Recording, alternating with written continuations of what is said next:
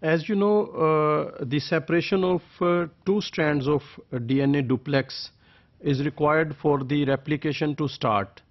But DNA polymerases, they are unable to separate the two strands of duplex, although they are able to add new nucleotides to the single strands, but they cannot separate the two strands. Therefore, another class of enzymes, which is called DNA helicases, they catalyze the separation of the two strands of duplex DNA at the replication fork. So at the replication fork, DNA helicases are present which open up the strands. DNA helicases are hexameric proteins, that is, they contain 6 types of subunits that assume the shape of a ring. So this DNA helicase, it is in the form of a ring, and 6 subunits are present in this ring. This ring encircles one of the two single strands of DNA at the replication fork and adjacent to the single-stranded double-stranded junction.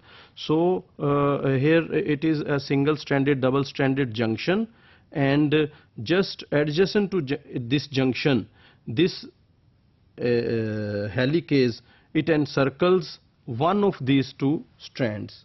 Here in this diagram you can see this is the replication fork, and adjacent to this single-stranded double-stranded junction, this is also called a single-stranded double-stranded junction.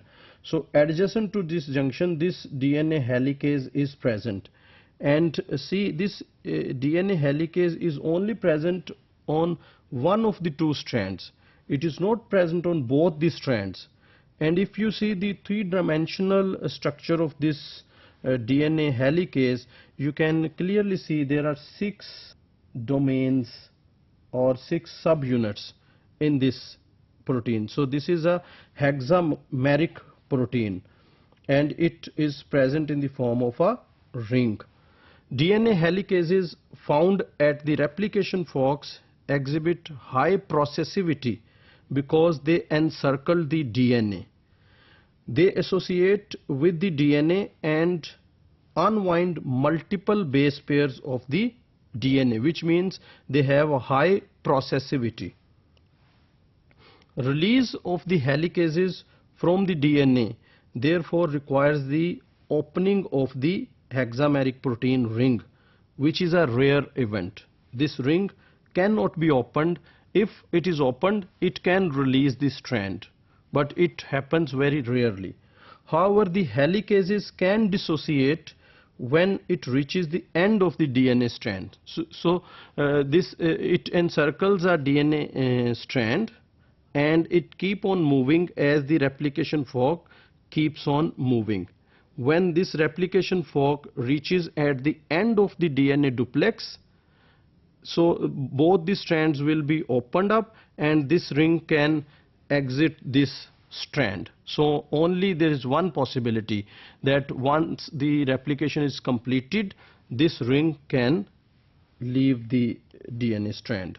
Of course, this arrangement of the enzyme and DNA poses problems for the binding of the DNA helicase to the DNA strand in first place. So because this is a ring form, so how this ring encircles this DNA strand first time? Once it encircled this strand, then it will keep on moving, and at the end of replication it will leave the strand. This is this can be explained, but how for the first time it encircles this strand? There are some specialized mechanisms that open the DNA helicase, this hexameric ring, and place it around the DNA before reforming the ring. So there are some special mechanisms which do that. Each DNA helicase moves along single-stranded DNA in a defined direction. This direction is also defined. Either this will move in this direction or this ring will move in this direction, that is either from 5 to 3 prime or 3 to 5 prime.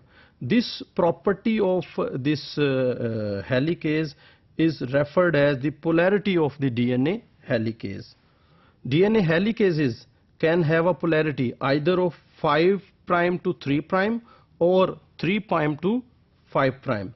This direction is always defined according to the strand of DNA bound rather than the strand that is displaced. One of the strand is displaced and the other strand is that which is bound to this DNA helicase. So the bound strand will define this direction. So as here you can see in this diagram, this is the replication fork and this hole is a replication bubble.